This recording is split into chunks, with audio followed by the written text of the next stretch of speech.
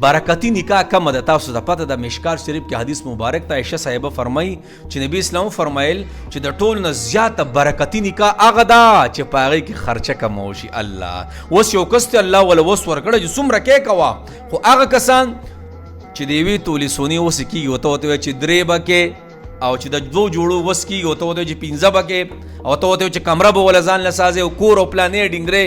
دا سری دی نکاح کې ګوره برکت نشته.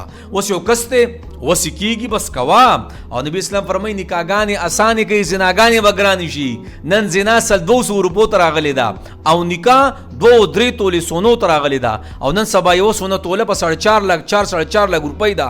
نو چې یو نکاح کې نو اتل 10 لک روپۍ دي، او دې سره روټۍ شوې، دې سره پلانې شوې، دې سره روره کپړې پیزارونه شو، نو کم سے کم 15-20 لک روپو ته رسي. نو نکاح ګرانه شوه کو زنا ګرانه شوه. تاسو راته ووایئ الله دې موږ معاف کړي. نو چې دا نکاحګانې اسانې کوي، شرطونه پکې مه ږدي چې دا به کې هغه به کې.